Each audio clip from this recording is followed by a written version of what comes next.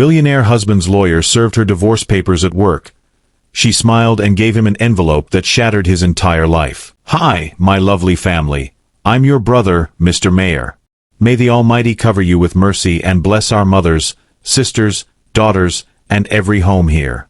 May the children grow in wisdom, elders rest in peace, and broken hearts be mended. Every story I share is my gift to you, born of love and sacrifice. Watch to the end, stand with us, and keep this family strong. New here. You're never alone. If your heart is true, write, present.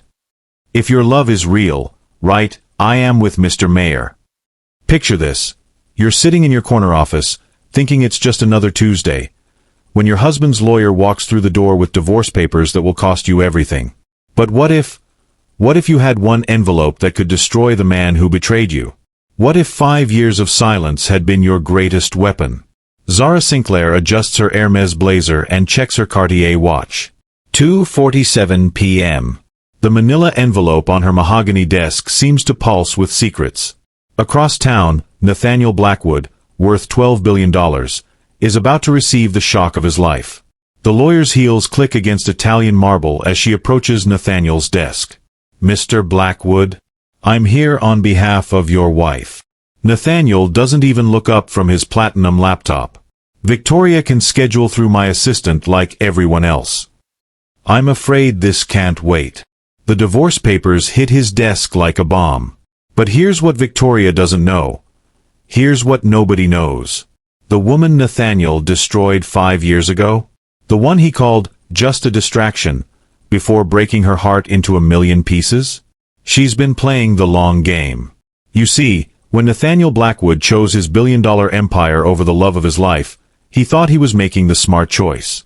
When he married ice-cold Victoria Ashworth for her family's connections and left Zara Sinclair crying in an empty apartment.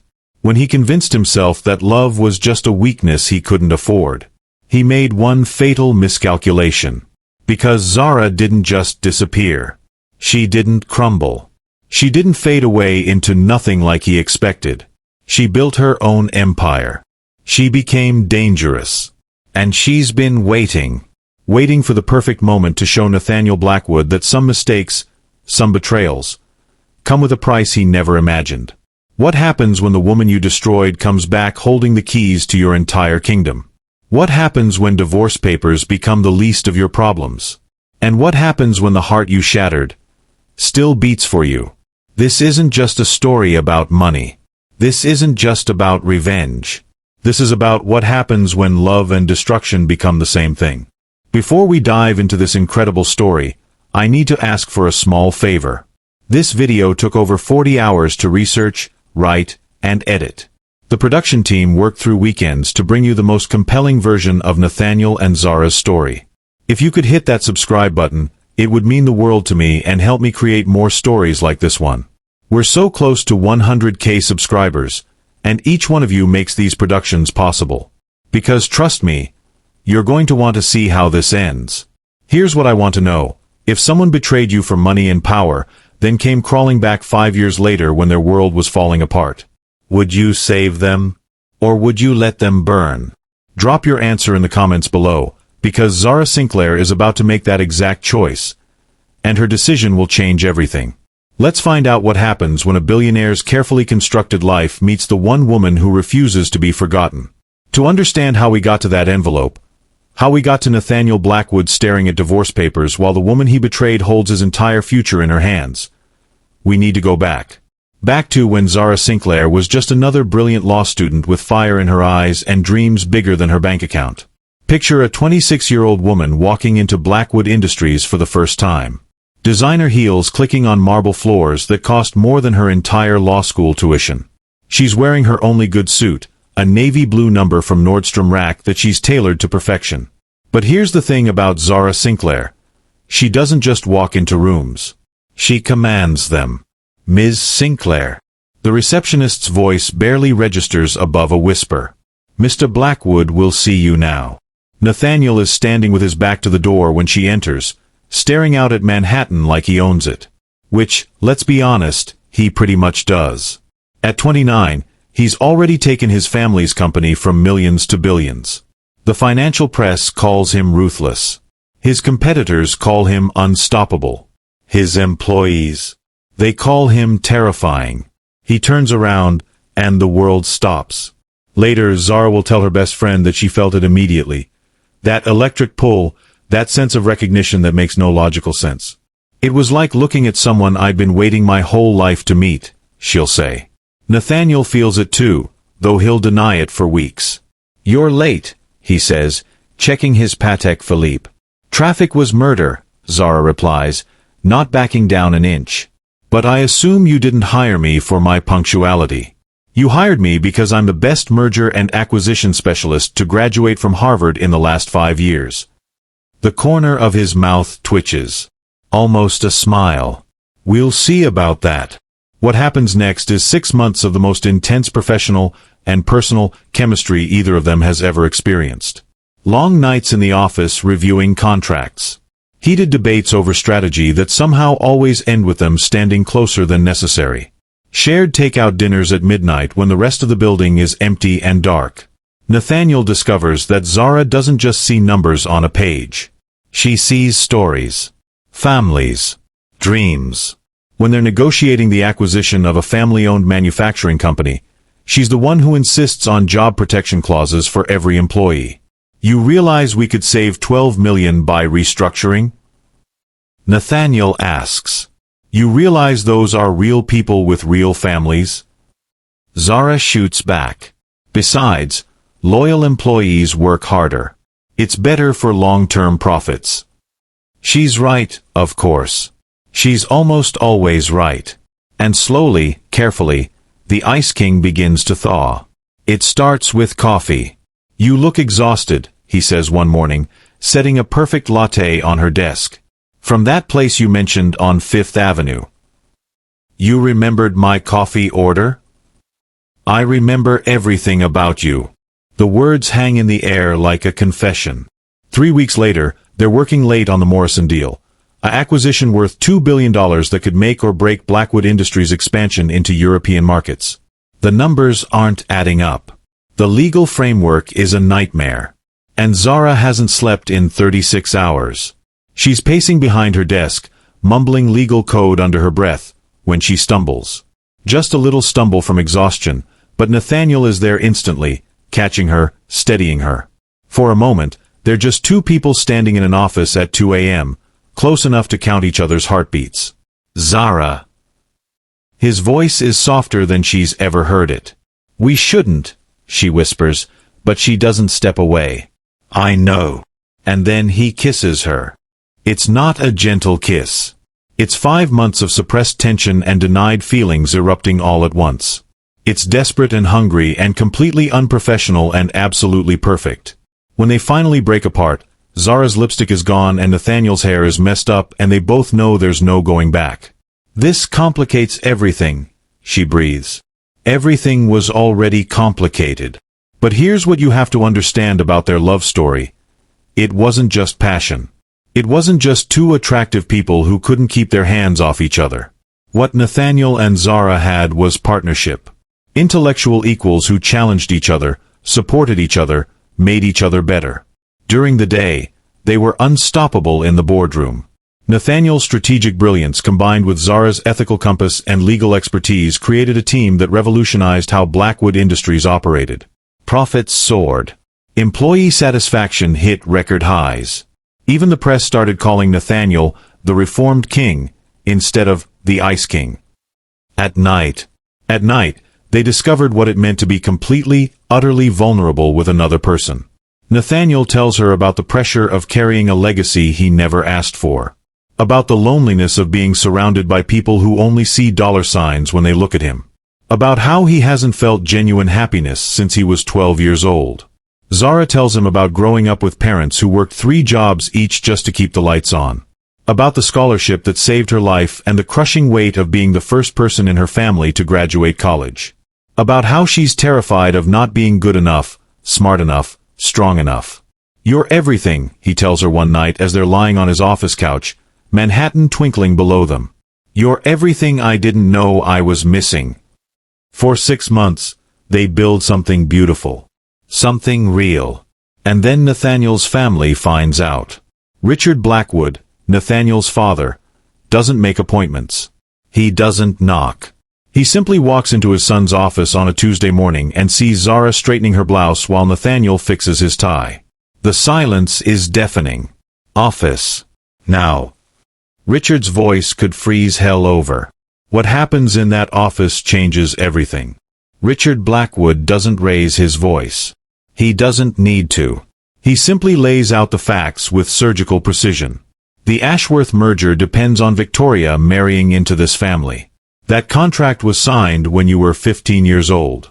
Break it, and we lose their European connections, their political influence, and roughly $4 billion in projected revenue. This isn't the 18th century, Nathaniel argues. I'm not marrying someone for a business deal. You are if you want to keep this company.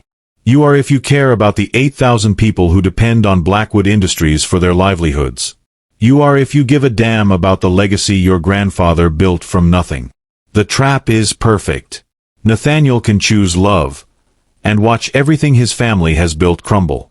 Or he can choose duty, and destroy the best thing that's ever happened to him. Richard isn't finished. The girl is lovely, I'm sure. But she's nobody, Nathaniel. She has no connections, no family money, no social standing. She's a distraction from your responsibilities. Her name is Zara, and she's worth more than everyone in our social circle combined. Is she worth more than 8,000 jobs? The question hangs in the air like a death sentence. Because here's the cruel mathematics of Nathaniel's world. Love doesn't pay salaries. Love doesn't fund pension plans. Love doesn't keep factory doors open in Ohio and Michigan and Pennsylvania. But duty does. Marriage to Victoria Ashworth does. Nathaniel has 48 hours to make his choice. 48 hours to decide between his heart and his legacy. He spends those hours walking through the city, trying to find another way. Any other way. He calls lawyers, accountants, business strategists. He explores every possible option, every potential solution. There isn't one. The Ashworth merger is too big, too complicated, too essential to Blackwood Industries' survival. Without it, the company will hemorrhage money and market share until bankruptcy becomes inevitable. 8,000 people will lose their jobs.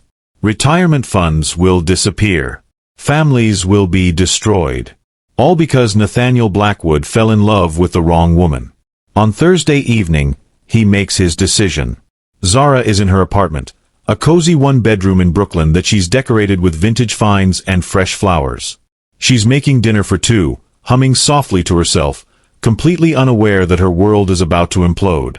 The knock on her door comes at exactly 7 o'clock. She opens it with a smile that could light up Times Square. Perfect timing. I just opened the wine and... The look on Nathaniel's face kills her words mid-sentence. We need to talk. She knows. Somehow, she already knows. Her face goes pale, but she steps aside to let him in. It's over, isn't it? Her voice is steady, controlled. Classic Zara, facing disaster with dignity. Zara, Just say it, Nathaniel. Whatever it is, just say it. So he does. He tells her about the merger, about the marriage contract, about the impossible choice between love and duty. He explains the numbers, the consequences, the 8,000 jobs hanging in the balance. And then he says the words that will haunt him for the next 5 years. You were never more than a distraction. It's a lie, of course. The cruelest lie he's ever told. He says it because he thinks it will make leaving easier for both of them. He says it because he's a coward who can't bear to admit that he's choosing money over love, duty over happiness. He says it because he's breaking his own heart and doesn't know how else to survive the process. Zara doesn't cry. She doesn't scream. She doesn't throw the wine glass she's holding, though her knuckles go white around the stem. Instead, she lifts her chin with the grace of a queen and says 5 words that will echo in his mind forever. I hope she makes you happy. Then she walks to the door and opens it. I'll have my resignation letter on your desk first thing Monday. Zara, please. Goodbye, Nathaniel. The door closes with a soft click that sounds like the end of everything beautiful in the world. 3 months later, Nathaniel marries Victoria Ashworth in the wedding of the century. 500 guests. Coverage in every major magazine. A reception that costs more than most people's houses. The bride is stunning in vintage Valentino. The groom looks like he's attending his own execution. Nobody mentions that the most brilliant legal mind in the city is conspicuously absent from the guest list. Now here's where most people think this story ends. The billionaire makes his choice. The girl gets her heart broken. Everyone moves on. But Zara Sinclair isn't most people. While Nathaniel is saying, "I do," to a woman he doesn't love, Zara is building something extraordinary. She takes her severance package and her broken heart and channels all that pain into pure ambition. She starts small, a boutique law firm specializing in corporate ethics. Companies who want to do well and do good. It's a niche market, but Zara has something her competitors don't. She understands both sides of the equation. She knows how to make moral choices profitable. Within 2 years, Sinclair and Associates represents some of the most progressive companies in America. Within 4 years, they're expanding internationally. By year 5, the year we find ourselves in now, Zara Sinclair is worth $50 million and represents the kind of clients who make billionaires very, very nervous. Including one billionaire in particular. Because you see, while Zara was building her empire, she was also paying attention. Watching. Learning. Gathering information about the man who broke her heart.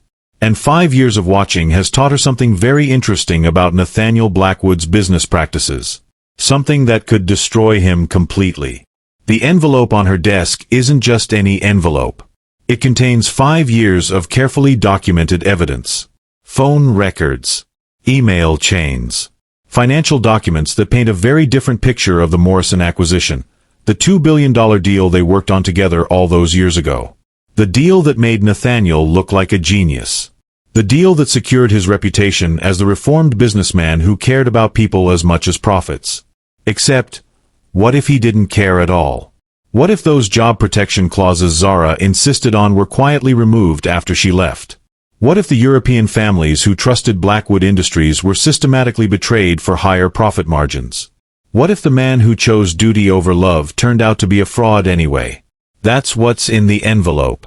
Proof that Nathaniel Blackwood isn't the reformed king the press thinks he is.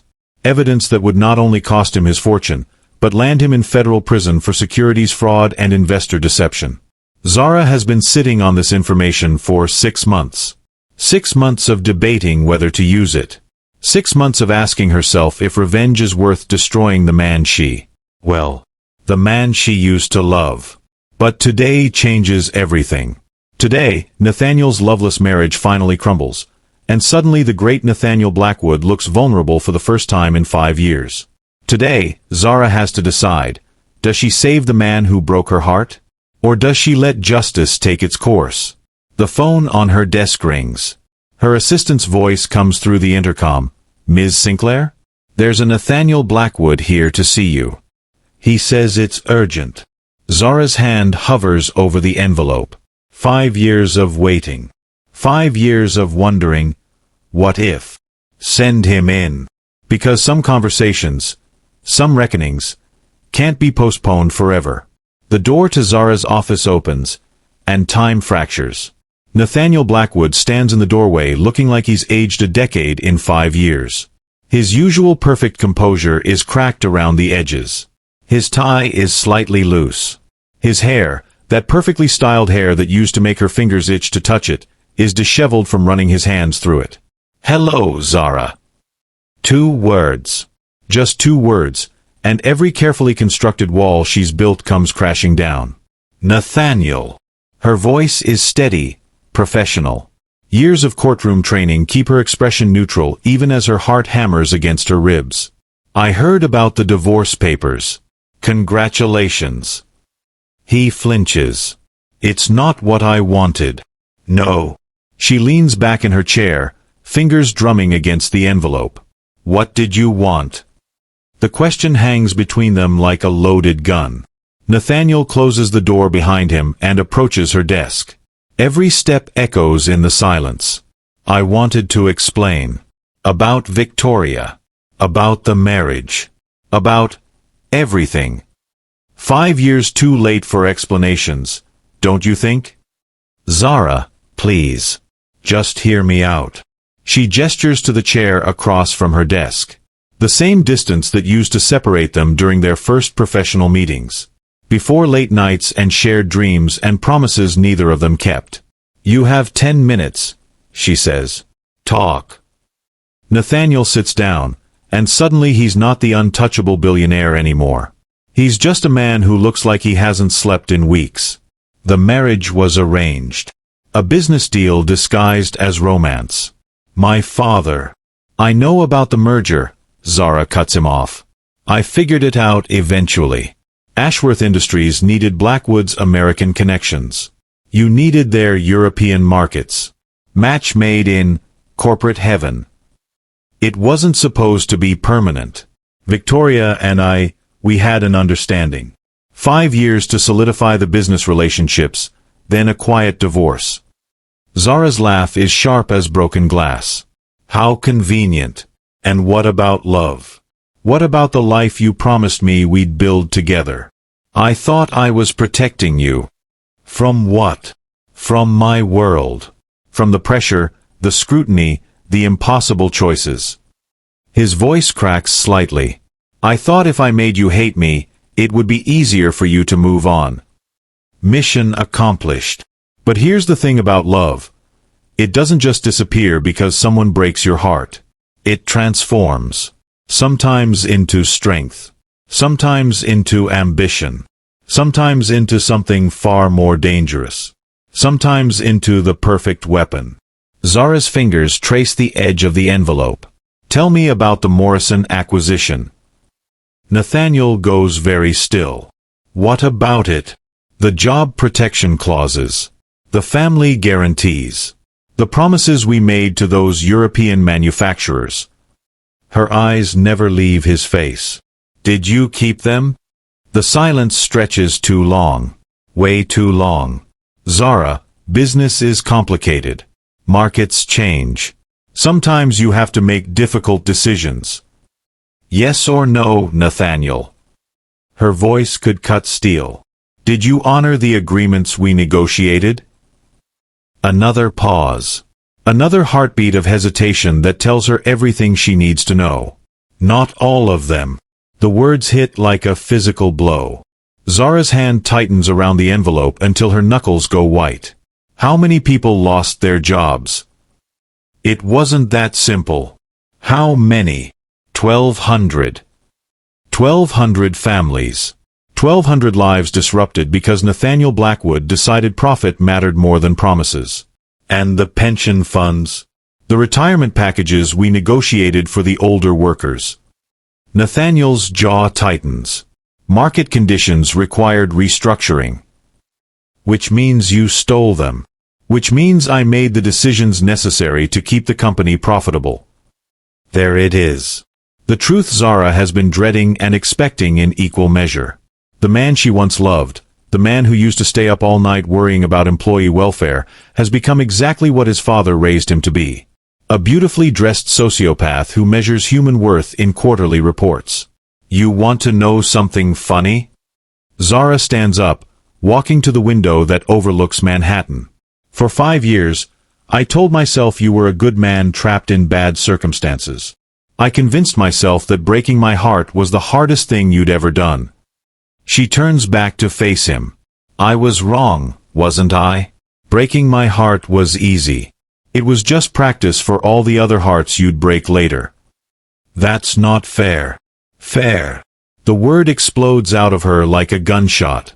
You want to talk about fair? Let me tell you what's fair, Nathaniel. She grabs the envelope from her desk and throws it at him. It hits his chest and falls to the floor, spilling documents across the expensive carpet. What is this? Your legacy. 5 years of carefully documented evidence showing how the great reformed billionaire is actually just another corporate criminal.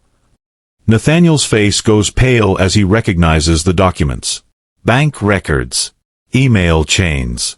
Internal memos discussing the Morrison cleanup operation, and how to hide the layoffs from public scrutiny.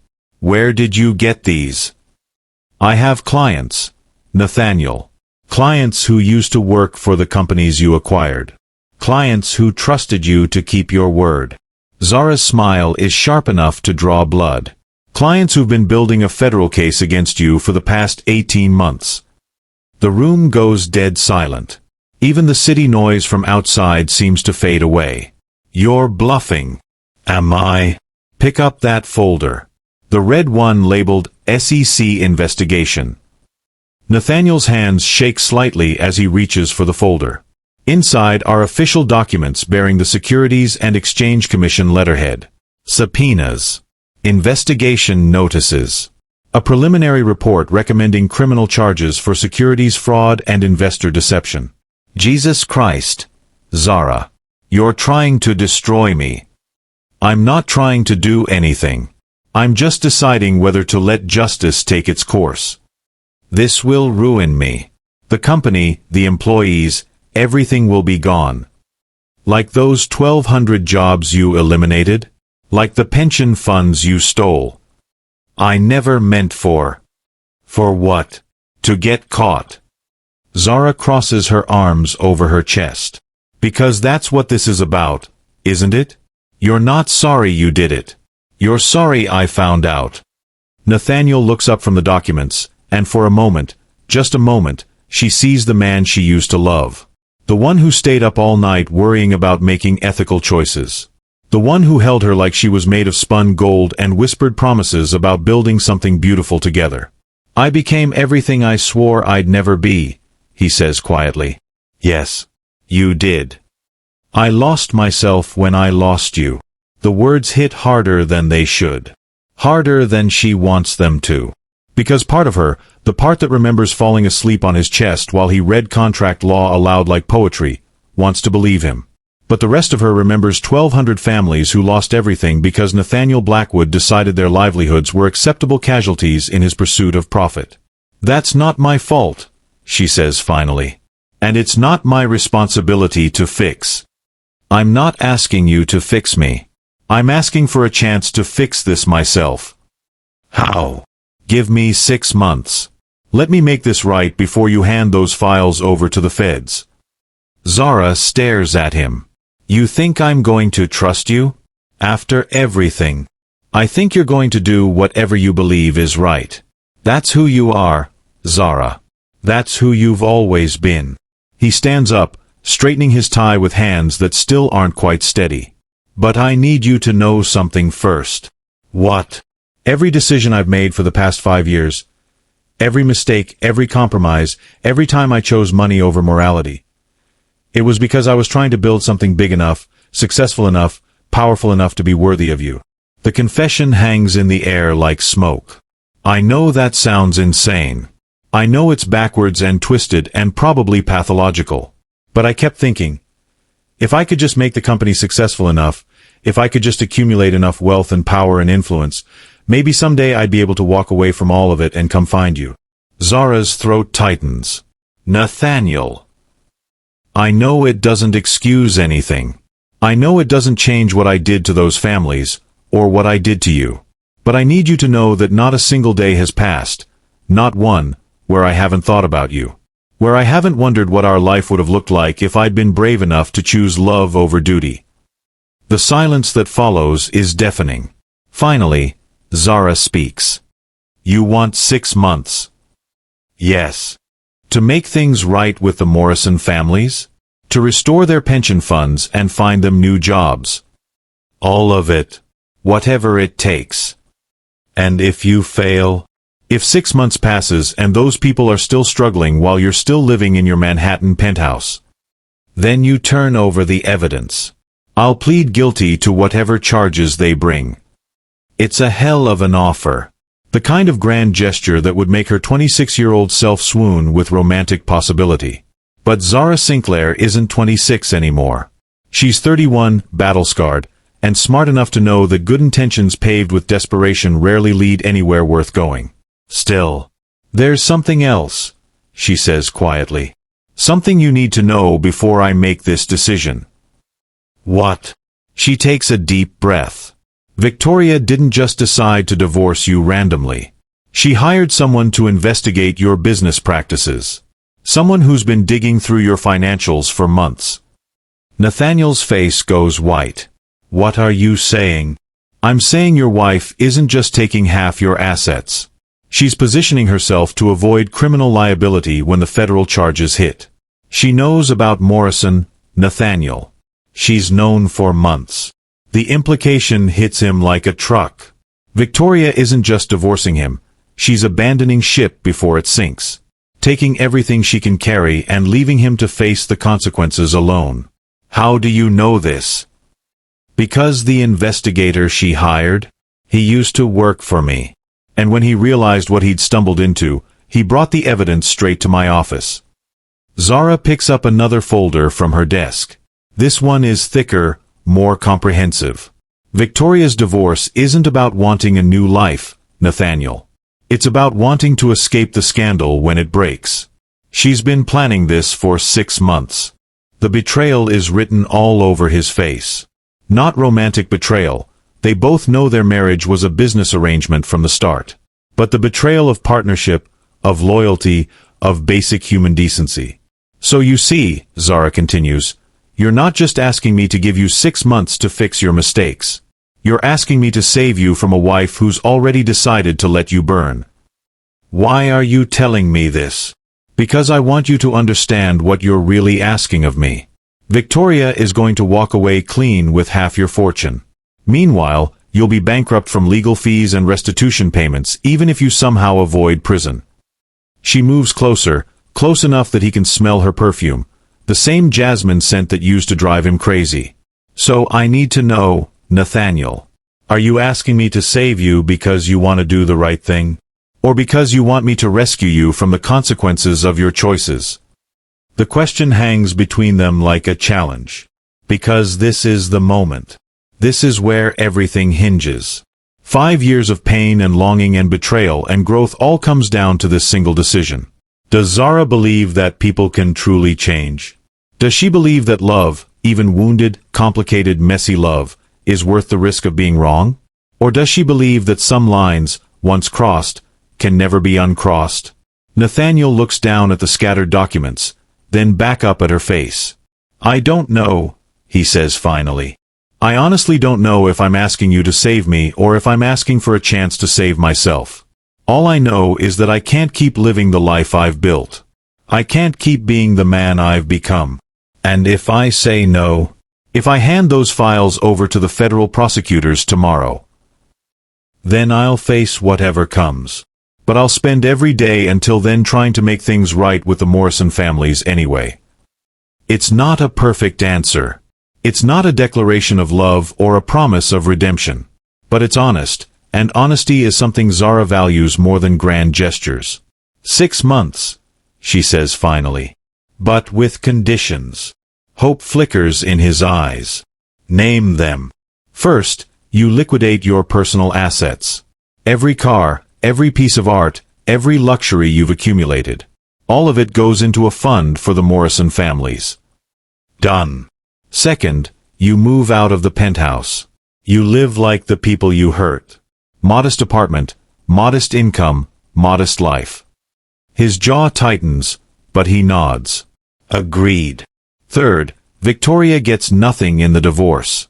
You fight her every step of the way. If she knew about your crimes and said nothing, she doesn't deserve half your fortune. She'll destroy me in the press.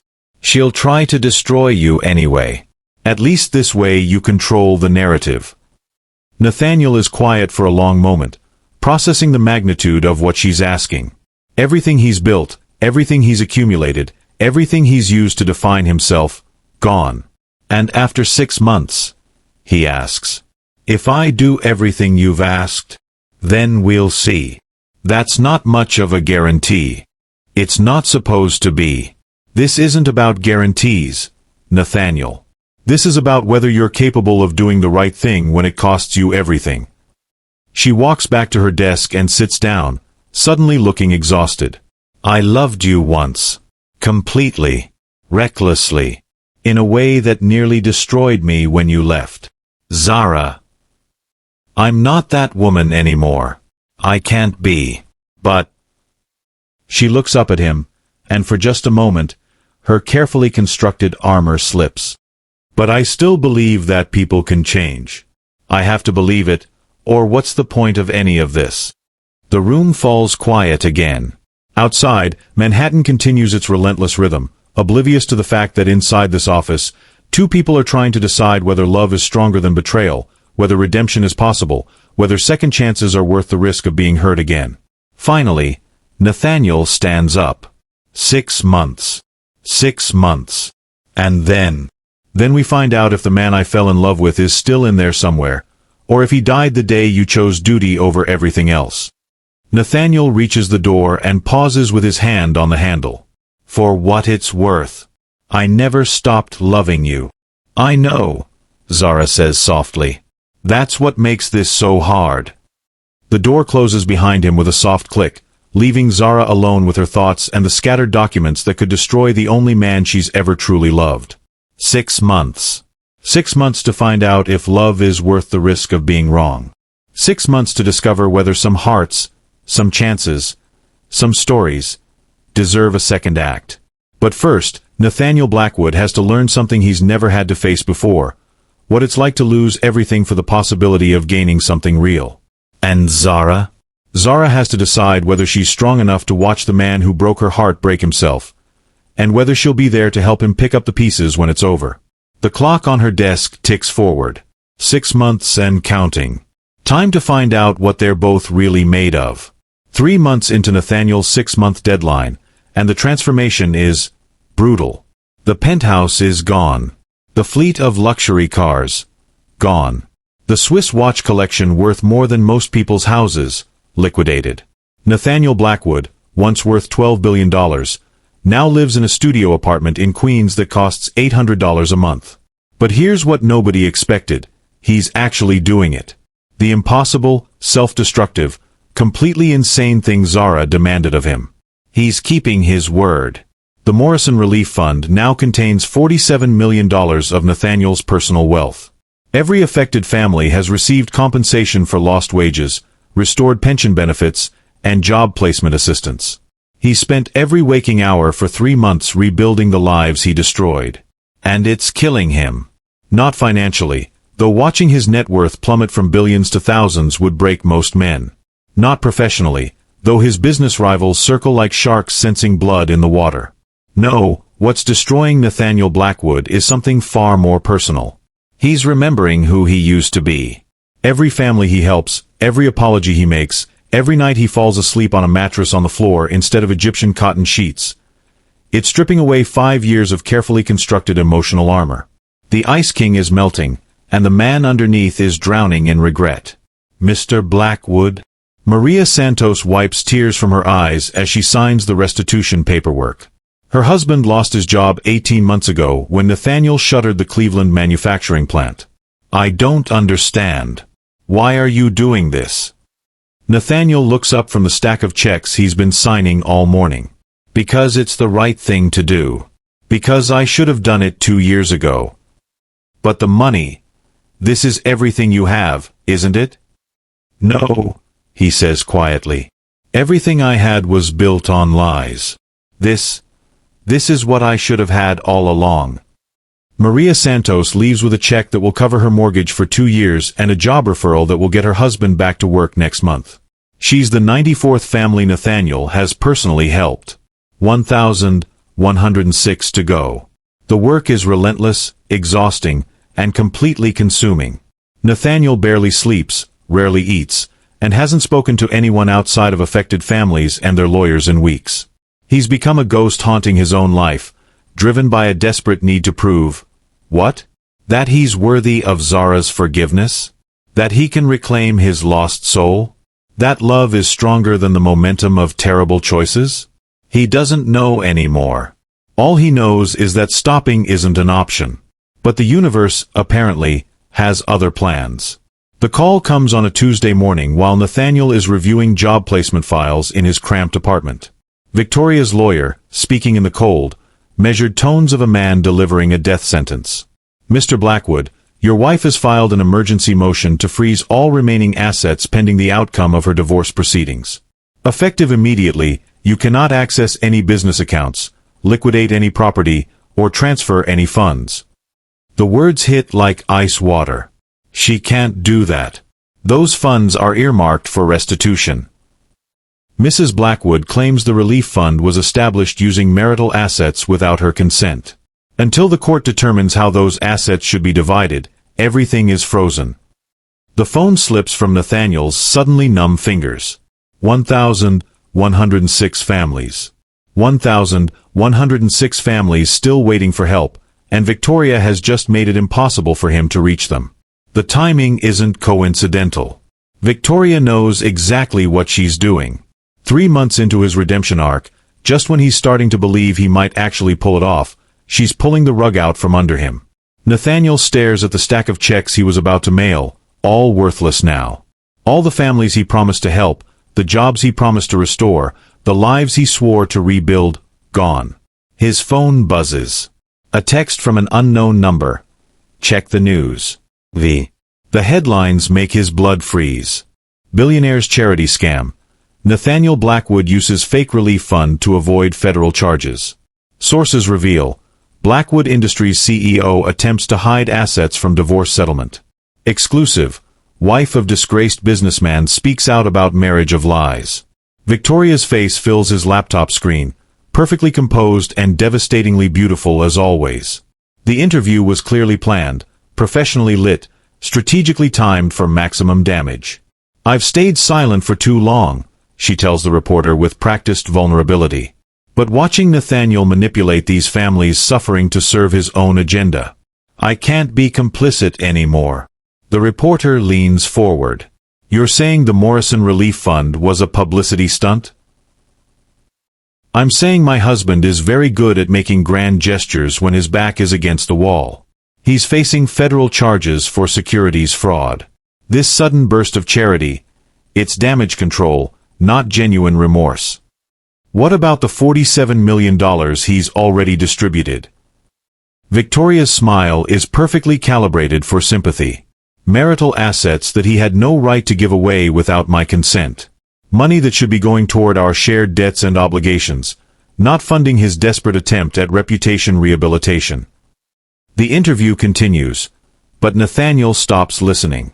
Every word is a carefully placed blade designed to destroy not just his finances, but his credibility. Victoria has just painted him as a manipulative fraud using other people's suffering to avoid consequences. And the worst part? She's not entirely wrong. His phone rings. Zara's name on the screen makes his chest tighten with something between hope and terror. I saw the news, she says without preamble. Zara, I can explain. Can you? Because from where I'm sitting, it looks like you've been playing an elaborate con game for the past 3 months. That's not. I wouldn't. But the words die in his throat. Because how can he prove his motives were genuine when the results look exactly like what Victoria described? The relief fund is frozen, he says finally. I can't help the remaining families. I know. I also know you have exactly $87 in your personal checking account and 2 weeks left on your apartment lease. How do you? I've been watching, Nathaniel. The question is, what happens now? What happens now? The question he's been dreading for 3 months. What happens when good intentions collide with impossible circumstances? What happens when trying to do right gets twisted into looking completely wrong? I don't know, he admits. Victoria has made it impossible for me to keep my promise to those families. The press has painted me as a fraud. And in 2 weeks, I'll be homeless. So you're giving up? The question hits harder than it should. What choice do I have? The same choice you've always had. Fight or fold. Silence stretches between them, heavy with 5 years of history and 3 months of tentative rebuilding. There's something else, Zara says finally. Something you need to know about Victoria's sudden media campaign. What? She's not just trying to destroy you. She's trying to destroy us. The words don't make sense at first. What do you mean? The investigator who brought me your files? The one who used to work for me? Victoria hired him 6 months ago to investigate your business practices. But she also hired him to investigate me. Cold dread settles in Nathaniel's stomach. Why would she? Because she knows Nathaniel. She's always known about our history, about what we meant to each other. And she spent months gathering ammunition to use against both of us. What kind of ammunition? Photos of us meeting in my office. Phone records showing we've been in contact. Financial records that can be twisted to suggest we've been colluding to defraud her of divorce assets. The full scope of Victoria's trap becomes clear. It's not just about the money. It's about destroying any possibility of Nathaniel and Zara rebuilding what they lost. It's about making sure that if she can't have him, nobody can. She's going to claim we planned this together, Nathaniel realizes. That the relief fund was our way of hiding assets from the divorce settlement. Exactly. And with my history of representing families affected by your business practices, it's going to look like we've been working together all along. But we haven't. We've barely spoken in 5 years until 3 months ago, when you walked into my office and I agreed to give you 6 months to prove you'd changed. Which, from the outside, looks exactly like we conspired to manufacture your redemption story. Nathaniel sinks into the only chair in his sparse apartment, a folding metal chair he bought at a yard sale. Everything is falling apart. Everything he's worked for, sacrificed for, bled for over the past 3 months. Victoria is about to destroy it all with one perfectly orchestrated media campaign. There's more, Zara continues, and her voice has gone very quiet. Victoria's team has been digging into my business practices too, looking for anything they can use to discredit me. And they found something. A case from 2 years ago. A client who paid me a substantial settlement that could be interpreted as a bribe if you squint hard enough and ignore all the legal precedent. But it wasn't a bribe. No. But it's going to look like one when Victoria's lawyers present it alongside everything else. Corporate lawyer with questionable ethics teams up with disgraced billionaire to defraud his wife and the federal government. The trap is perfect. Inescapable. Victoria has been planning this for months, maybe years. Every move they've made, every choice they've forced Nathaniel and Zara into, has been carefully orchestrated to destroy both their reputations and any chance of them finding their way back to each other. So what do we do? Nathaniel asks. We have 2 choices.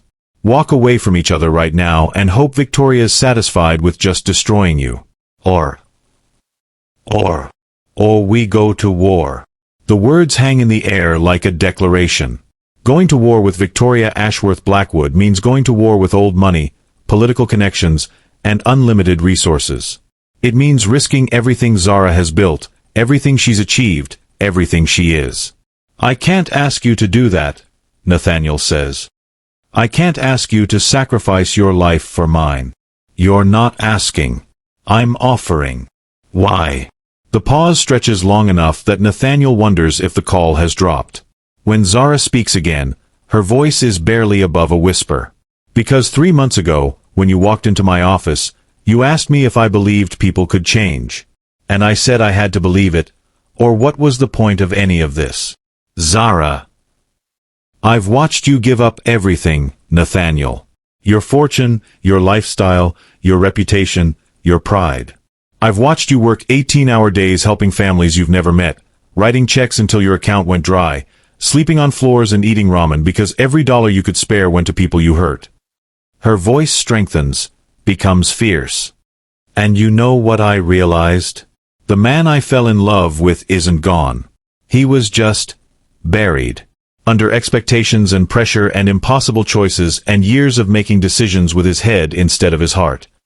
But Victoria is counting on us being too afraid to fight back. She's counting on you giving up the way you gave up 5 years ago when your father threatened the company. She's counting on me protecting my reputation instead of protecting what matters. And what matters? Truth. Justice. Second chances. Love. Zara takes a shaky breath. You matter, Nathaniel. What we had mattered. What we could have again. that matters too.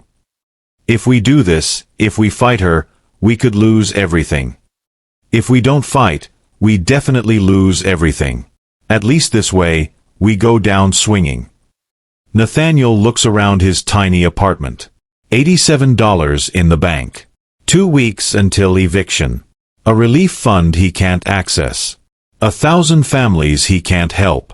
A reputation in ruins and a future that looks impossibly bleak. But for the first time in 3 months, for the first time in 5 years, he's not alone. What did you have in mind? Victoria wants to play dirty? Let's show her what dirty really looks like. I've got 5 years of evidence about her business practices, her family's company, her personal finances. Information that makes your Morrison situation look like a parking ticket. That's blackmail. No, that's leverage. And it's time we used it. The feds will have to wait their turn. Because Victoria Ashworth Blackwood is about to learn that when you come for the king, you better not miss. And when you come for the queen. Zara's smile is audible through the phone. You better pray she's feeling merciful. The battle lines are drawn. Victoria has money, connections, and a head start. But Nathaniel and Zara have something she doesn't understand, something she's never had and never will have. They have love worth fighting for. One question, Nathaniel says. When this is over, win or lose, what happens to us? I don't know, Zara admits. But I'm tired of wondering, what if? Aren't you? The answer comes without hesitation. Yes. Then let's stop wondering and start fighting. Nathaniel looks out his small window at the Manhattan skyline. Somewhere in those gleaming towers, Victoria Ashworth Blackwood is probably celebrating what she thinks is her complete victory. She has no idea that she's just made the same mistake Nathaniel made 5 years ago. She chose to fight instead of trying to understand what she was up against. And what she's up against is 2 people who have already lost everything once and survived it. 2 people who know that some things are worth more than money, more than reputation, more than safety. 2 people who are finally ready to fight for love instead of against it. Victoria wanted a war, Nathaniel says quietly. Let's give her one she'll never forget. The phone goes quiet. Outside, New York City hums with its usual relentless energy, oblivious to the fact that somewhere in Queens, a man who once ruled Manhattan is about to risk everything for a woman who saved his soul. And somewhere in Brooklyn, that woman is about to risk everything to save him right back. The final battle is about to begin. And this time, love isn't going to go quietly into the night. This time, love is going to roar. The war room isn't what you'd expect. No gleaming conference table. No floor-to-ceiling windows overlooking Manhattan. Just Zara's cramped Brooklyn apartment at 3 in the morning, Chinese takeout containers scattered across a folding table, and 2 people who've decided that sometimes you have to burn everything down to build something real. Nathaniel sits cross-legged on her hardwood floor, laptop balanced on his knees, surrounded by printed documents that represent 5 years of Victoria's carefully hidden secrets.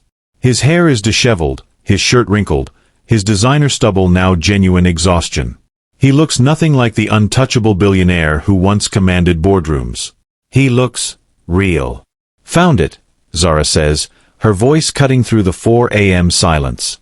She holds up a bank statement, her amber eyes bright with discovery. Victoria's been funneling money through her family's charity foundation. $12 million over 3 years, all of it ending up in personal accounts. Nathaniel looks up from his screen. Tax evasion? Worse. Fraud. She's been using donation money meant for underprivileged children to fund her lifestyle. Zara's laugh is sharp as broken glass. Your wife has been stealing from children, Nathaniel. The irony isn't lost on either of them. Victoria has spent months painting Nathaniel as the villain while she's been committing crimes that make his corporate missteps look like jaywalking. We've got her, Nathaniel breathes. Not yet. Having evidence and using it are 2 different things. Zara stands up, pacing the small space like a caged tiger. She's still wearing yesterday's clothes, her perfect composure cracked around the edges, but she's never looked more beautiful. Raw. Fierce. Dangerous. Victoria's press conference is tomorrow morning. She's going to destroy us both in front of the entire country, and by the time we could respond, the narrative will be set. So what do you want to do? Zara stops pacing, turns to face him. I want to crash her party. The silence that follows is loaded with possibility and terror in equal measure. You're talking about ambushing her at her own press conference, Nathaniel says slowly. I'm talking about showing up with evidence of her crimes and watching her perfect little world implode on live television. That's incredibly dangerous. If we're wrong about anything, if we can't prove. We're not wrong. Zara's voice is steel wrapped in silk. I've spent 5 years building a reputation on being thorough. I don't make mistakes, Nathaniel. Not about this. He stares at her, this woman who once made him believe in love and now makes him believe in justice. And after? When Victoria's reputation is destroyed and her family's foundation is under federal investigation. After, we rebuild. Your relief fund, your company, your life. All of it. Our life. The question hangs between them like a promise. Zara sits down beside him on the floor, close enough that he can smell her jasmine perfume mixed with coffee and determination. 5 years ago, we let other people's expectations destroy something beautiful. We let duty and fear win. And now we're older, smarter, and we've both learned that losing everything isn't the end of the world. It's the beginning of knowing what actually matters. Nathaniel reaches for her hand. Her fingers are cold, trembling slightly despite her composed exterior. What if this doesn't work? What if we destroy Victoria but can't save ourselves? Then we'll have done the right thing. And sometimes... Zara's smile is sad and fierce and heartbreakingly beautiful. Sometimes that has to be enough. But Nathaniel isn't satisfied with martyrdom. Not anymore. He's lost Zara once to impossible circumstances and his own cowardice. He won't lose her again to noble stupidity. There's another way. What do you mean? Nathaniel pulls his laptop closer, fingers flying across the keyboard. Victoria isn't just stealing from charity. She's been using insider information from my company to make stock trades. Information she only had access to because she's my wife. The screen fills with trading records, timestamps, profit margins. A pattern so clear it might as well be written in neon. Nathaniel. Zara's voice is barely a whisper. She's been committing securities fraud for years, using our marriage as her personal information pipeline. His laugh is bitter as burned coffee. The woman who's trying to destroy me for corporate crimes has been committing worse crimes using intel she stole from my own company. How much? 43 million in illegal profits. All traceable. All prosecutable. Zara stares at the screen, her legal mind processing the implications. This doesn't just destroy her reputation. This puts her in federal prison. For 20 years, minimum. The weight of it settles between them. They're not just talking about winning a public relations battle anymore. They're talking about ending Victoria's life as she knows it. Are you sure you want to do this? Zara asks quietly. Once we pull this trigger, there's no going back. No mercy. No second chances. Nathaniel thinks about the past 3 months. The families he's helped. The families he still can't help because Victoria froze his assets. The lies she's told. The manipulation. The calculated cruelty of someone who'd rather destroy innocent people than admit she was wrong. She made her choice when she decided to hurt those families to get back at me. When she decided to drag you into this mess. His voice is quiet steel. I'm done being the only one who pays for other people's mistakes. Dawn is breaking over Brooklyn when they finish preparing their evidence. Financial records. Trading histories. Bank statements. Phone records showing Victoria coordinating trades based on inside information. Email chains discussing strategies to hide the profits. It's not just a smoking gun.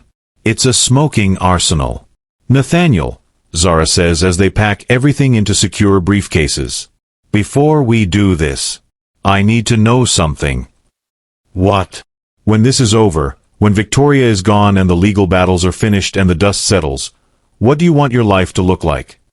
The question he's been avoiding for 3 months.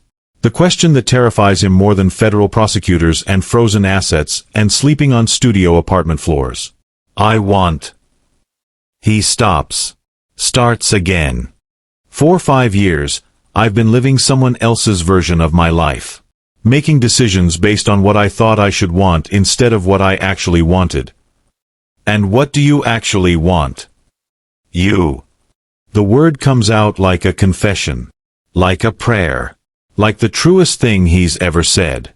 I want to wake up next to you every morning and argue about legal precedent over coffee. I want to build something together. Not just a business empire, but a life that matters. I want to love you the way I should have loved you 5 years ago. Tears shine in Zara's eyes. What if I'm not the same person you fell in love with? Good. Because I'm not the same person either. We're both stronger now. Smarter. Less willing to let other people write our story. And if this plan fails? If we lose everything trying to take down Victoria? Then we lose it together. And that's better than winning alone.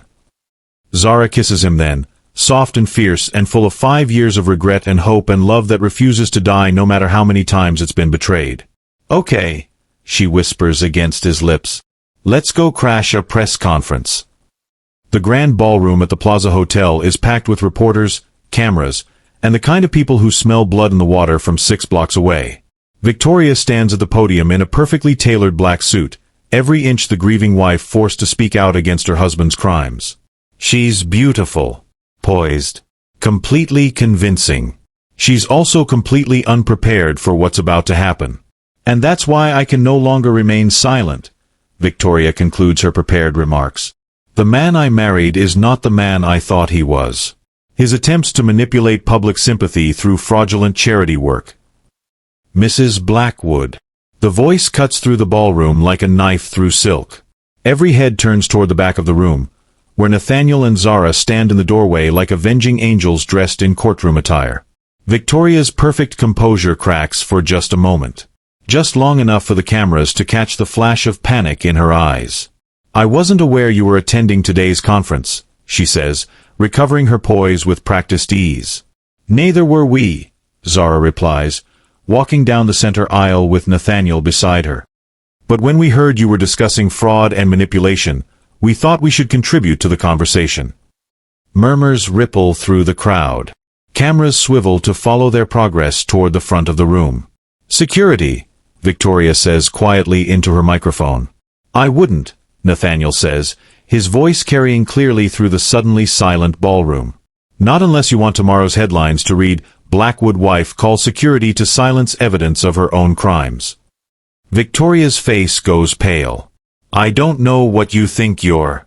Security's fraud, Zara interrupts, pulling a folder from her briefcase.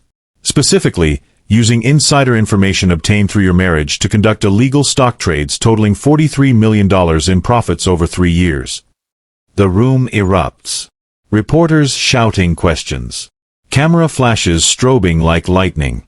Security guards looking confused about whether to intervene or stay back. Victoria grips the podium like it's the only thing keeping her upright. That's completely baseless. Is it? Nathaniel steps forward, holding up his own stack of documents. Because we have trading records that show you purchasing Meridian Technologies stock 3 days before our acquisition announcement. Stock that jumped 40% when the deal went public. We have bank records, Zara adds, her voice cutting through the chaos, showing profits from those trades being funneled through shell companies to avoid detection. We have phone records, Nathaniel continues, showing you coordinating trades with your broker using information that was classified under SEC regulations. And we have email chains, Zara finishes, discussing strategies to hide those profits from federal oversight. Victoria's perfect mask is crumbling in real time. The grieving wife is becoming something uglier, more desperate. You can't prove any of this, she says, but her voice wavers. Actually, we can. Nathaniel's smile is sharp as a blade. Because unlike your accusations against me, Our evidence doesn't rely on interpretation or context. Numbers don't lie, Victoria. And your numbers tell a very clear story. A reporter near the front raises her hand. Mrs. Blackwood, do you have a response to these allegations? Victoria opens her mouth, closes it. For the first time in her perfectly orchestrated life, she has no words. Furthermore, Zara says, stepping closer to the podium, we have evidence that Mrs. Blackwood has been using funds from her family's children's charity foundation to support her personal lifestyle. $12 million meant for underprivileged kids, diverted to fund shopping trips and spa weekends. The room goes dead silent. Even hardened reporters look shocked. Stealing from children. It's the kind of crime that destroys more than reputations. It destroys souls. That's enough, Victoria whispers. No, Nathaniel says quietly. It's not nearly enough. For 3 months, you've watched me liquidate everything I own to help families I hurt. You've seen me give up my fortune, my lifestyle, my pride to make things right. And instead of supporting that effort or at least staying out of the way, you chose to sabotage it. His voice grows stronger, carrying to every corner of the silent ballroom. You froze relief funds meant for families who lost their jobs. You painted genuine efforts at redemption as publicity stunts. You tried to destroy not just my reputation, but the reputation of an innocent woman whose only crime was believing that people can change. Victoria's composure finally shatters completely. You think you're so noble? You think this changes anything? You're still going to prison, Nathaniel. The federal charges will stand, Zara says calmly. And Nathaniel will face whatever consequences he deserves. But he'll face them as a man who tried to make things right, not as someone who compounded his mistakes with more crimes. Unlike some people, Nathaniel adds, looking directly at Victoria, who responded to their spouse's redemption efforts by committing federal felonies. The silence stretches for what feels like hours. Then one reporter starts clapping. Then another. Then the entire room erupts in applause, not for Victoria's perfectly crafted victim narrative, but for the raw, messy, complicated truth that Nathaniel and Zara just delivered. Victoria stumbles away from the podium, her perfect world crashing down around her like a house of cards in a hurricane. As she pushes through the crowd toward the exit, Nathaniel calls after her, Victoria. She stops, turns. I'm sorry it came to this. I'm sorry we couldn't find a way to end our marriage with dignity instead of destruction. For just a moment, the woman he once thought he'd spend his life with looks almost human, almost vulnerable. But I'm not sorry for fighting back. And I'm not sorry for choosing love over fear this time. Victoria doesn't respond. She just turns and walks out of the ballroom, out of his life, and toward a future that will be very different from the one she'd planned. The reporters surge forward, shouting questions, but Nathaniel and Zara are already walking toward the exit. They have evidence to turn over to the FBI. Relief funds to unfreeze. Families to help. A life to build. So, Zara says as they step out into the Manhattan morning, how does it feel to win? Nathaniel considers the question. Victoria's reputation is destroyed. Her crimes will be prosecuted. The relief fund will be unfrozen. Justice, in its messy human way, has been served. But that's not what victory feels like. Victory feels like Zara's hand in his. Victory feels like walking down the street together, no longer hiding, no longer afraid. Victory feels like second chances and hard-earned redemption and love that's strong enough to survive anything. Ask me again in 50 years, he says, pulling her closer. Will we still be together in 50 years? If you'll have me. Even if you're a convicted felon with a studio apartment in Queens? Especially then. Zara laughs, and the sound is pure joy mixed with relief and hope and the kind of happiness that comes from surviving the worst life can throw at you and discovering that love really can conquer all, if you're brave enough to fight for it. Then yes, she says. This feels like winning.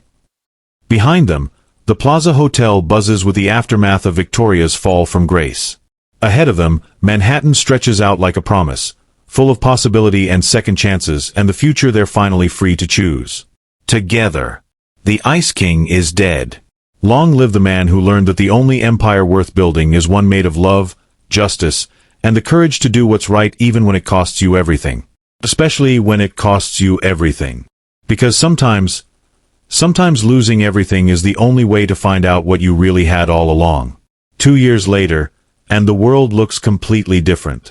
Not just Manhattan with its gleaming towers and endless ambition.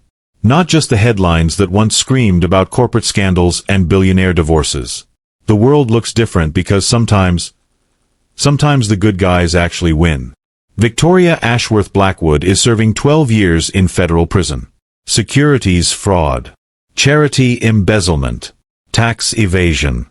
The woman who tried to destroy 2 people's lives for the crime of loving each other learned that karma doesn't just exist in fairy tales. It exists in courtrooms where federal judges don't care how much money your family has or how many politicians you've bought. The Ashworth family fortune? Gone. Liquidated to pay restitution to the children's charities Victoria robbed and the investors she defrauded. Their political connections? Severed. Their social standing? Obliterated. Turns out when you steal from sick kids, even Manhattan high society draws the line. But here's what's really changed. Here's what makes this story more than just another tale of rich people destroying each other for sport. Nathaniel Blackwood is standing in a classroom. Not a boardroom. Not a penthouse office overlooking Central Park.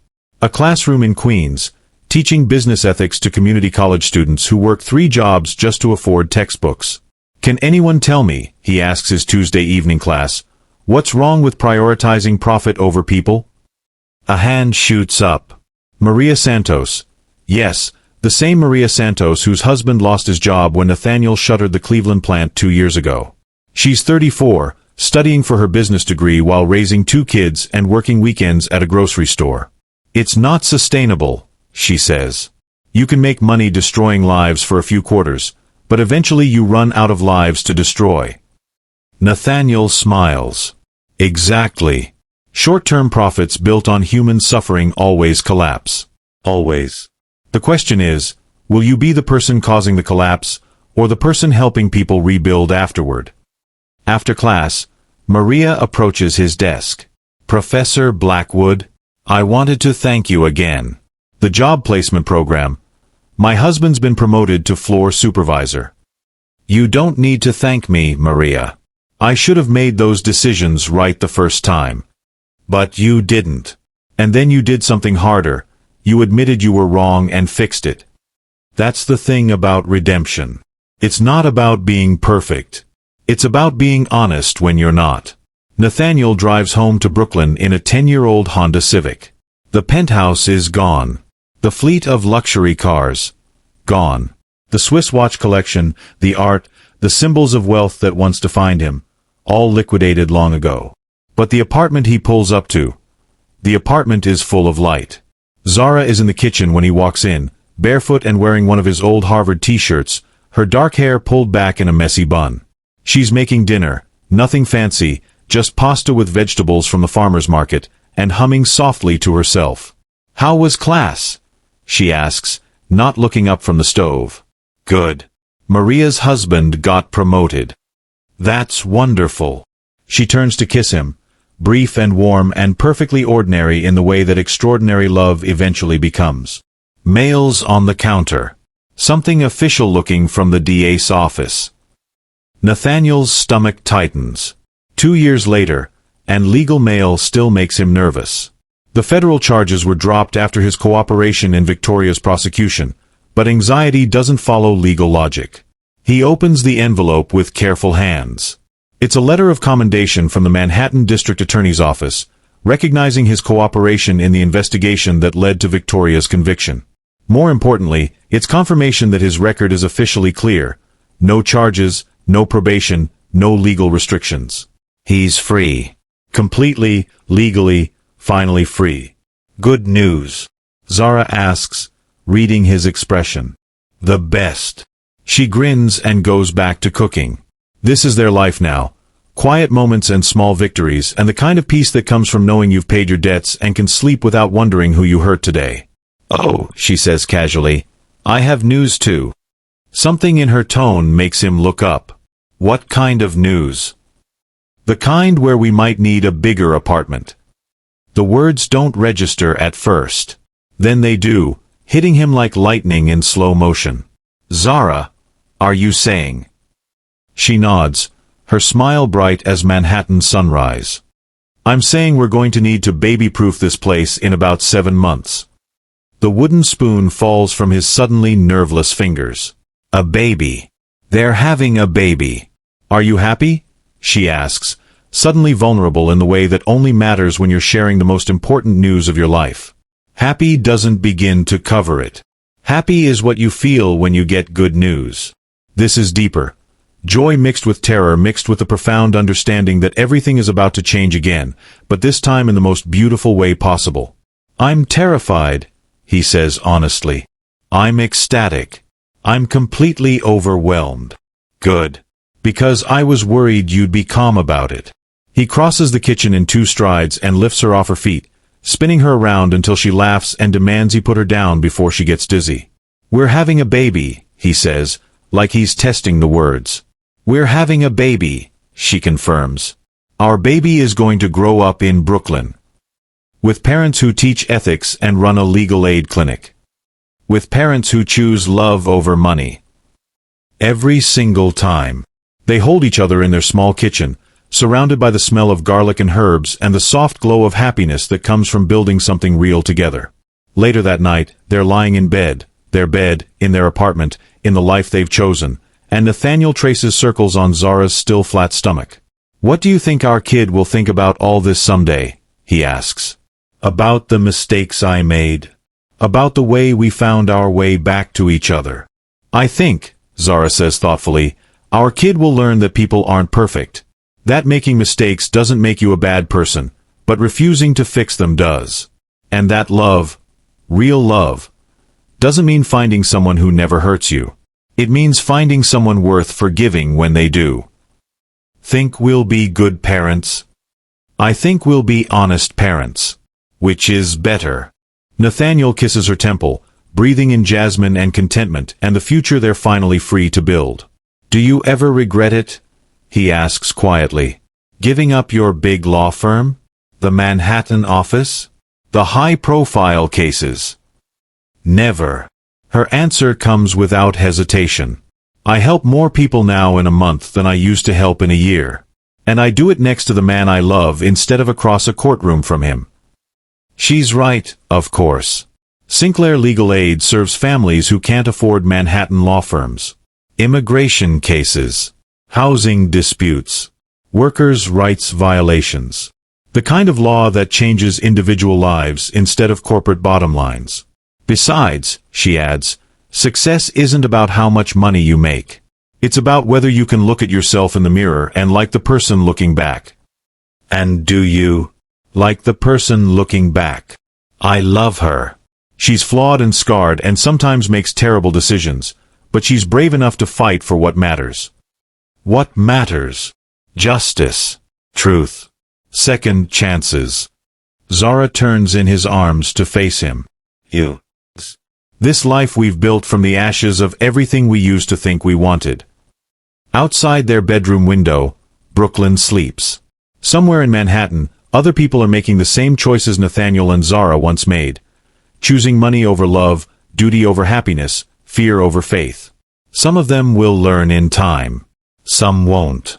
But tonight, in a modest apartment filled with second-hand furniture and first-hand joy, 2 people who found their way back to each other are planning a future that has nothing to do with stock prices or social status or what other people think love should look like. What are you thinking about? Zara asks, seeing something in his expression. 5 years ago, I had $12 billion and felt like the poorest man alive. Tonight I have about $12,000 and feel like the richest. Money can't buy happiness. Money can't buy the things that actually matter. Connection. Purpose. The ability to sleep without wondering who you're going to hurt tomorrow. Love. Love most of all. They fall asleep holding each other, and for the first time in either of their lives, the future feels like a promise instead of a threat. 6 months later, Nathaniel is pacing the hallway outside a hospital delivery room like a cliché from every romantic comedy ever made. His hair is a mess. His shirt is inside out. He's pretty sure he forgot to eat lunch. He's never been happier in his entire life. Mr. Blackwood? The nurse appears like an angel in scrubs. Would you like to meet your daughter? Daughter. They have a daughter. The delivery room is soft light and exhausted laughter, and Zara looking radiant despite having just performed the most difficult physical feat known to humanity. She's perfect, Zara whispers, holding a tiny, wrinkled, absolutely beautiful baby girl. Nathaniel sits carefully on the edge of the bed, afraid to breathe too hard in the presence of something so precious. What's her name? The nurse asks, clipboard ready. They've talked about this for months. Classic names. Family names. Names with meaning and history and gravitas. Hope, Zara says, looking down at their daughter. Her name is Hope. Hope Blackwood, Nathaniel repeats, and the words sound like the most important promise he's ever made. The nurse leaves them alone, the three of them, a family now in the most fundamental way possible. Hope sleeps in Zara's arms, completely unaware that her parents once ruled boardrooms and commanded empires and thought power was the same thing as strength. She's going to grow up different than we did, Nathaniel says quietly. How so? She's going to know that love is the most valuable thing in the world. That helping people matters more than beating them. That sometimes the best thing you can do is admit you're wrong and try to be better. Think she'll believe us? I think she'll see it every day. In how we treat each other. In how we treat the people around us. In the choices we make when no one's watching. Zara adjusts Hope in her arms, and their daughter makes a soft sound that might be contentment. I love you, Zara says, looking up at him. I love you too. Both of you.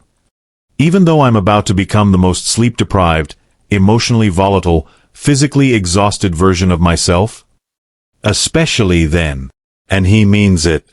Not because love is easy, but because love, real love, the kind worth fighting for, isn't about finding someone perfect. It's about finding someone worth being imperfect with. Someone worth changing for. Someone worth growing with. Someone worth choosing every single day, even when the choice is difficult. Especially when the choice is difficult. The camera pulls back from this perfect moment. New parents and their sleeping daughter, surrounded by the soft glow of hope and second chances and love that conquered everything the world threw at it. But here's what I want to leave you with. Here's the real message of Nathaniel and Zara's story. This isn't really a story about billionaires or corporate scandals or dramatic press conferences. Those are just the circumstances, the stage dressing, the external conflict that forces internal change. This is a story about choice. Every single day, we choose who we want to be. We choose whether to prioritize money or meaning. We choose whether to let fear or love guide our decisions. We choose whether to build walls or bridges, whether to compete or collaborate, whether to destroy or create. Nathaniel spent 5 years choosing wrong. Choosing duty over love. Choosing other people's expectations over his own heart. Choosing the easy path that led to misery over the difficult path that led to joy. But the beautiful thing about choice? You get to make it again tomorrow. And the day after that. And the day after that. Some of you watching this have made choices you regret. Some of you have prioritized the wrong things, hurt the wrong people, chosen fear when you should have chosen love. The question isn't whether you've made mistakes. We all have. The question is, what are you going to choose next? Are you going to keep building a life that looks successful from the outside but feels empty on the inside? Or are you going to have the courage to tear it down and build something real? Are you going to keep letting other people write your story? Or are you going to pick up the pen and write your own ending? Because here's what Nathaniel and Zara learned, and what I hope you'll remember long after this video ends. Love wins. Not because it's easy. Not because it's safe. Not because it makes financial sense or impresses other people or looks good on social media. Love wins because it's the only thing that actually matters when everything else falls apart. The money disappears. The status fades. The applause stops. But love, real, honest, hard-fought love, that lasts. That builds families. That creates meaning.